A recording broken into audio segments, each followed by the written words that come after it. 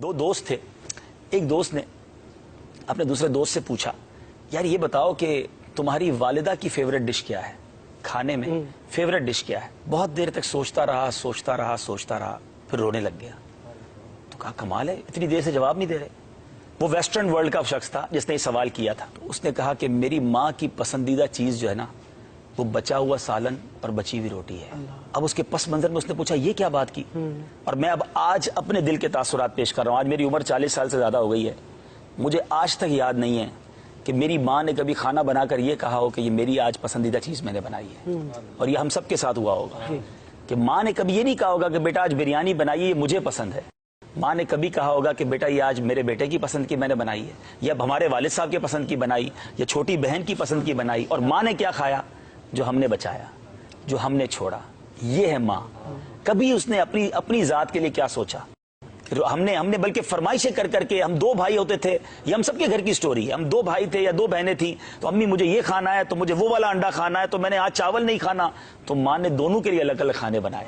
माँ को हमने होटल वाली समझा, उससे जो कहा उसने हमें पकाकर खिलाया। कभी ये सोचा कि माँ ने अपने लिए आज क्या पकाया?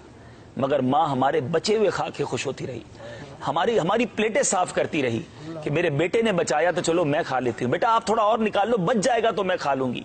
हमने गर्म खाना खाया, हमारी माँ ने हमारे बाद दस्तरखान उठाकर ठंडे खाने खाए। कभी अपनी फरमाइश से, मुझे तो याद नहीं पड़ता कि माँ ने यह कहा हो कि बेटा आज मैंने अपने पसंद का खाना बनाया हो। ऐसी अजीम हस्ती हो और उसकी दुआएं ना ली जाएं। जिनकी माएँ हैं उनकी दुआएं लीजिए, उनकी खिदमत कीजिए। अगर बूढ़ी हो गई हैं तो अब उन्हें तकलीफ ना दो, उनकी खिदमत करो। बहुत कर लिया उन्होंने हमारे लिए। बीमार है तो ये रब का एक तरह से, मैं समझता हूं, ये पता नहीं मेरी बात दुरुस्त है कि नहीं, कि जिसके वालिदैन बीमार हो जाए ना, या ऐसी पोजीशन में आ जाए कि अब उनकी खिदमत की हाजत है, तो ये बेटे के लिए खुशबख्ती का वक्त भी है कि अल्लाह ने जिंदगी में अब तुम्हें वक्त दिया है खिदमत करने का। वरना कई माँ बाप बच्चों को खिदमत का मौका ही नहीं देते, पहले ही चले जाते हैं, खुदमत करते करते ही चले जाते हैं।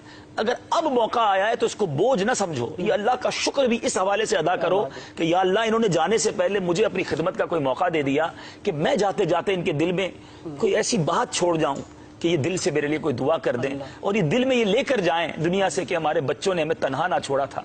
बदनसीब है वो बच्चे जो ओल्ड हाउस में माँ बाप को छोड़ा है। बदनसीब है वो बच्चे जिन्होंने सर्वेंट के नाम पर, मुलाजमीन के नाम पर माँ बाप को हवाले कर दिया। ऐसा ना करें, जितना हो सके इनकी खिदमत करें। ये कारोबार, ये दुनिया, ये हमारे बच्चे बीवी सब बाद में चलता रहेगा। ये माँ बाप चले गए तो फिर याद आते रहे।